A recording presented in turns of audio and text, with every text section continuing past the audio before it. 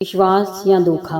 राधा ने अपनी मैम से सिफारिश कर रंजन को ड्राइवर की नौकरी पे लगवाया, क्योंकि रंजन को गलत बात पसंद नहीं थी, इसलिए हमेशा नौकरी से निकाला जाता था।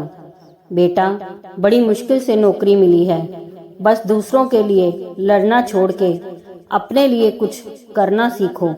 ठीक है माँ। अगले दिन रंजन समीर के घर पहुंचा और समीर के ऑफिस के लिए निकल गए। ऐसे ही दिन बीत गए। समीर की बीवी मीरा और बच्चों को कहीं लेके जाना हो या घर का कोई काम हो, रंजन सब काम अच्छे से करता था। ये देख मीरा भी उस पर विश्वास करने लगी और उसे अपने भाई की तरह समझने लगी थी। उसकी माँ भी खुश थी कि रंजन अब अपनी जिम्मेदारियों को समझ रहा है। एक दिन बहुत तेज बरसात हो रही थी।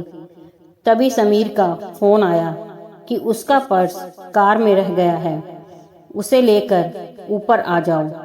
जैसे ही रंजन ऊपर पहुंचा और घंटी बजाई तो उसने देखा कि समीर नशे में लड़खड़ाते हुए दरवाजे पे आया और हाथ से पर्स छीन गिर पड़ा।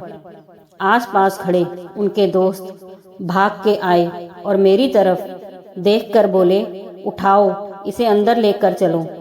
मैं जब अंदर पहुंचा तो मेरे पैरों तलों जमीन खिसक गई। अंदर का वो नज़ारा बड़ा ही शर्मसार करने वाला था। मैंने देखा बहुत सारे युवक युवतियां एक दूसरे की बाहों में बाहें डाले बेहोश पड़े हैं। थोड़ी देर में एक लड़की आई और समीर सर के पास बैठ गई। नीचे आकर भी वो मंजर मेरे सामने घूम रहा था। सर का इतना अच्छा परिवार है, फिर भी अपनी बीवी को धोखा दे रहे हैं। अगले दिन हम दोनों एक दूसरे से नजर चुराए कार में जा बैठे। तभी समीर सर की आवाज आई, ये लो पैसे, और कल जो भी हुआ उसे भूल के भी मीरा को मत बताना। गलत का साथ ना देने वाला सच में गलती कर बैठा, खामोशी की कीमत ले सच को जुठला बैठा।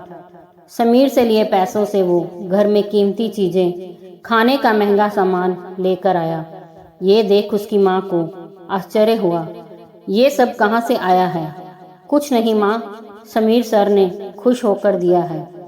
रंजन को भी आखिर झूठी शान की लत लग ही गई। कुछ दिन बाद दोपहर को मीरा ने रंजन को घर बुलाया। मीरा आरती का थाल लेकर आई। रंजन ये सब देख हैरान परेशान हो गया। ये सब क्या है मैम? आज राखी का दिन है और तुम मुझे हमेशा मेरे भाई की याद दिलाते हो जो अब इस दुनिया में नहीं है। तो क्या मैं तुम्हें राखी बांध सकती हूँ? खामोश हिचकिचाते हुए सर को हिला के बोला, ठीक है बांध दो। मीरा की खुशी उसके चेहरे से छलक रही थी, जो रंजन को टीस की तरह चुभ रही थी। जैसे ही वो बाहर जाने लगा तभी वो मुड़ा और मीरा को राखी के पवित्र बंधन की खातिर समीर के बारे में सब बताने लगा। वो सब सुन मीरा ने उसे एक झनाटेदार चांटा मारा। तुम्हारी हिम्मत कैसे हुई मेरे समीर के बारे में ऐसा बोलने की? मैंने तुम्हें अपने भाई का ओहदा दे इतनी इज्जत दी और तुम, कुछ लोग होते ही नहीं हैं इस लायक। निकल जाओ। लेकिन मैम, मैं सच कह रहा हूँ।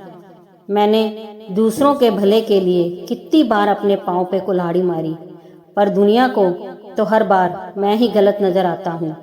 हर बार की तरह इस बार भी सच झूठा निकला। किसी अपने के विश्वास को धोखा देना कितना आसान निकला।